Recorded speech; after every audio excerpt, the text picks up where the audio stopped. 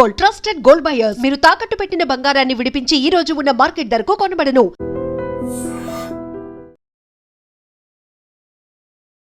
ఆస్ట్రేలియాలోని సిడ్నీ నగరంలో బాండీ బీచ్లో జరిగిన అల్లకల్లోల పరిస్థితులు తెలిసిందే.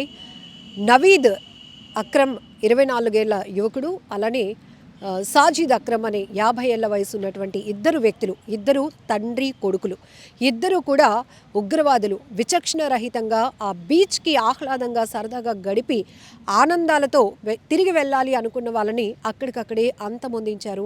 విచక్షణ రహితంగా చెట్టు చాటు నుంచి కాల్పులు జరిపి మరీ బీచ్కి వచ్చిన వారిపై తెగబడ్డారు. అయితే ఈ ఘటనలో ఒక సాహస వీరుడు గురించి మనం మాట్లాడుకోవాలి.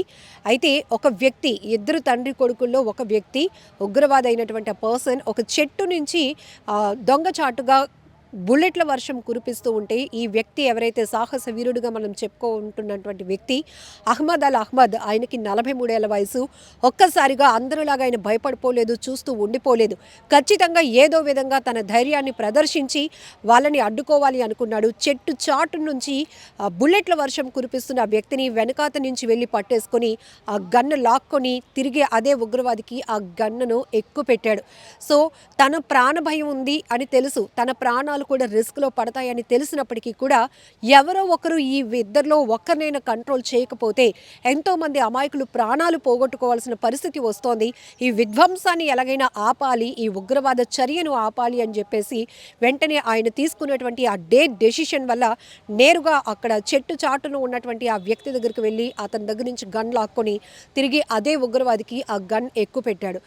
ఇంకొక వ్యక్తి ఎవరైతే ఉన్నారో అతను ఇది గమనించి ఈ అహ్మద్ అనే వ్యక్తి పైన మళ్ళీ బుల్లెట్లు కురిపించడంతో తీవ్రంగా గాయపడి ప్రస్తుతానికైతే ఆయన హాస్పిటల్లో చికిత్స పొందుతున్నారు. బట్ ఒక ఆర్డినరీ పర్సన్, 43 ఏళ్ల వయసు ఉన్నటువంటి ఒక వ్యక్తి ధైర్య సాహసాలతో ముందుకు రావటం, నిజంగా చెప్పాలంటే అంత దూరంలో ఉన్న ఆ వ్యక్తిని టార్గెట్ చేస్తే ఆ బుల్లెట్ అతనిలో దిగిపోతే ఎంత ప్రమాదం, ప్రాణాలు పోయే పరిస్థితి. అయినప్పటికీ కూడా చాకచక్యంగా అతని టైమింగ్ కానీ, అతని సమయస్ఫూర్తి కానీ, ఆయన ధైర్య సాహసాలు అందరూ ఈరోజు ప్రపంచవ్యాప్తంగా కొనియాడుతున్నటువంటి పరిస్థితి.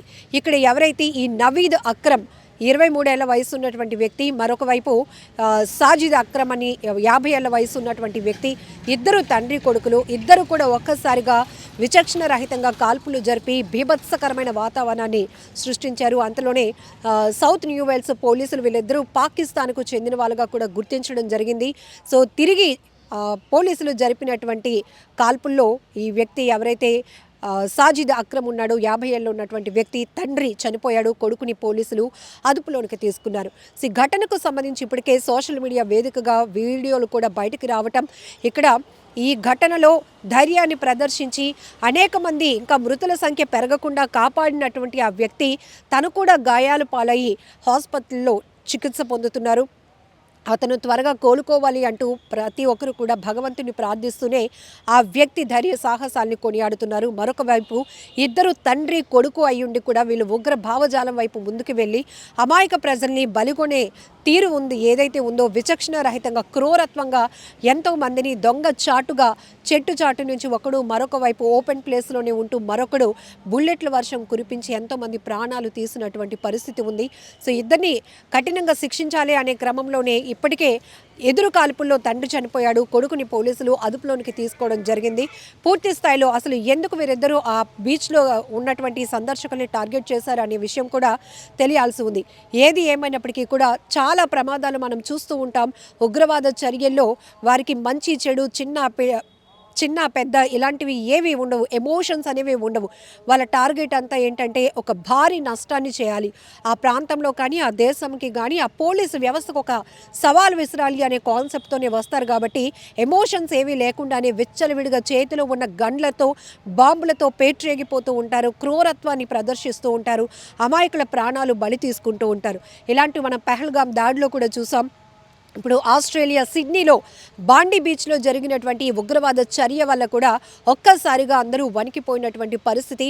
ఇమీడియట్గా అక్కడికి చేరుకున్నటువంటి పోలీసులు ఒకవైపు వాళ్ళని టార్గెట్ చేస్తూ కాల్పులు జరపడమే కాకుండా మరొక వైపు అప్పటికే ఈ కాల్పులలో మృతి చెందిన వారిని, గాయపడిన వారిని హుటాహుటిన రెస్క్యూ చేసి హాస్పిటల్కు తరలించేటటువంటి ఆపరేషన్ కూడా కొనసాగింది. ఏది ఏమైనప్పటికీ కూడా ఇలాంటి ఘటనలో ఖచ్చితంగా ఒక రియల్ హీరో అనే వాళ్ళు ముందుంటారు. అందులో చెప్పాలంటే 43 ఏళ్ల వయసులో ఒక రియల్ హీరో ముందుకొచ్చాడు. ఆయన పేరే అహ్మద్. అతను త్వరగా కోలుకోవాలని మనం కూడా భగవంతుని ప్రార్థిద్దాం. నిజంగా ప్రస్తుతం ఉన్నటువంటి సమాజం దేనికి ప్రయారిటీ ఇస్తుంది? ఆర్థిక సంబంధాల చుట్టూ మాత్రమే తిరుగుతోంది. మళ్ళీ ఎన్నికలంగానే చాలా విరక్తి కలుగుతాను. మంచి అనిపిస్తుంది కదా, లేడీస్ కూడా ఛాలెంజింగ్ జాబ్స్ చేసినప్పుడు చాలా బాగుంటది. ట్రాఫిక్ అసిస్టెంట్స్ గా నియమించిన ట్రాన్స్జెండర్స్ అందరితో సాల్యూట్ చేయించుకుంటున్నారు. ఫుడ్ డెలివరీ ఇవ్వటానికి వెళ్ళినటువంటి డెలివరీ బాయ్ అనిల్ పై కళ్ళ ముందు